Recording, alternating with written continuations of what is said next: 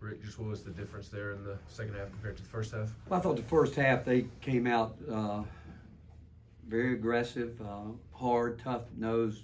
That's Kermit's team, and they knocked us back, and we had a lot of defensive breakdowns in that half, maybe as many as we've had all year. But you got to give that to them. They run really good offense, but our switches weren't clean. Couple breakdowns we can't have. I thought the second half it was much better, much more like we want to play defense. Can't say enough about Jemiah Mashack, his impact on the game. He didn't shoot a shot, but the job that he did to work a terrific player in Matthew Morrell is hard to play a player like that. And what he did, and Santi started on him, but it's mostly Jemiah. And Matthew's a terrific player. He didn't get a lot of great looks at it, and he can make them when he does get them. And but overall, second half much better. Jonas Adu, second half did a great job around the rim. Had I think career high rebound the ball, and he affected a lot of shots in there. Again, we just got to get better on offense. Our guards, I think, are turning down too many shots and making it hard, getting us late into the clock, and allowing our guys to go rebound the ball.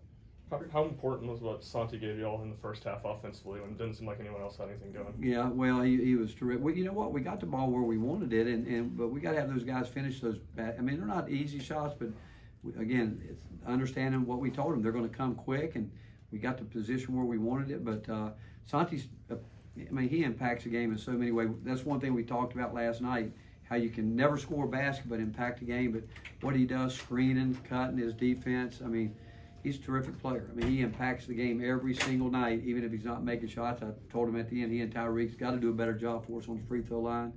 But again, I thought Zakai settled down. First half, I thought he was being a little bit too aggressive, and really he's wanting to get it in there, which we want him to do. But if those guys aren't finishing, we got to move on to the next thing. And but overall, it's what you'd expect.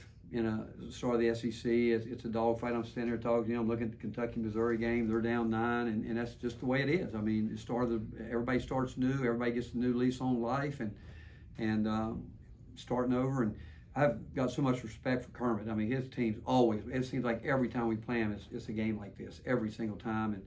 And I thought we handled their 1-3-1 that they like to throw out there well enough, and at the end, we handle what we need to do. We just need to make our free throws. Rick, what is Jonas doing right now to click? Well, I told him, I said, man, we don't need you shooting more jump shots. We don't need that. We need you to want to go inside, and he can score in there. And when he gets his position, he's got a great touch, and but he does. He's long. He affects a lot of things, and second half, I thought he was just terrific in the lane on the defensive end. And if he gets where he needs to be, these guys will find him. And he does have he has great hands. And he's learning that people are going to go at him, which he's starting to learn how he's got to get focused in every game, knowing that teams are going to try to get him out on the perimeter some. And they have a team that drives the ball. They shot the ball well. I mean, they had some guys that made some big shots for him tonight that aren't necessarily what we'd call, their best shooters, but they did. And then early in the game, they were definitely driving our post players. They felt like they could spread the court and get going downhill. And so, again, Jonas did adjust. That's one thing. And I told him, you're going to have to adjust, and he did. Is he in line for a bigger role based on how he's Yeah, well, you know what? Yesterday, I actually started playing him with the first group because we haven't done that enough with he and Tobey. Tobey didn't practice yesterday. He had turned his ankle the day before. But we're starting to get where he gets more reps with that first group. And if he keeps doing what he's going to do, there's no doubt he's going to play a much different role. And that's the great thing about the game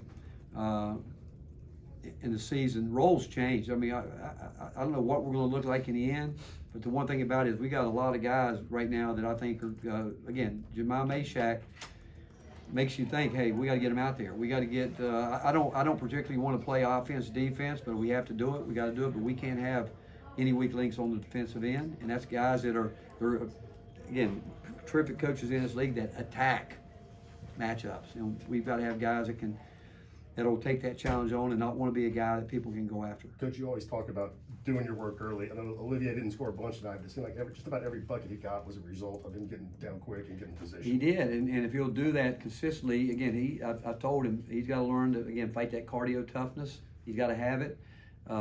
Like his fourth foul was a tough one, where he he didn't do his work early in full court transition, just open the court up and let a guy just drive, take him all the way to the basket.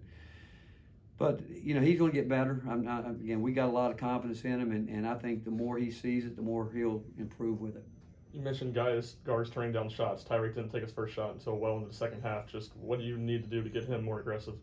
Well, we've seen it. You guys have watched it too. Some games they are, some things. That's where we got to get consistent, because we know where we want shots from, and it's tough as a player when you feel it. You know when you got something, but you know, like Santi tonight, you know, he kept driving in there. You know, and I know why he drives, because they chase him into the lane, and we keep telling him, and it's great what he does, but he picked up a charge tonight, you know, where he's got to stop short, but Tyreek's got to believe in his shot. We need him to do that, you know. I mean, he's not being guarded like Santi. You know, Santi is, again, like I said, I know why he turns it up, because they are on his heels and making him do it, but he's a guy that we need to make. We need Julian to make some shots for us. He had a great look at the three earlier tonight, and that's what's exciting. Those guys are better than what we've played up to this point, and it's consistency. We got to get it. We got to know, again, where the shots are coming from, so we can go get it, because we do have a group of guys I think will rebound the ball.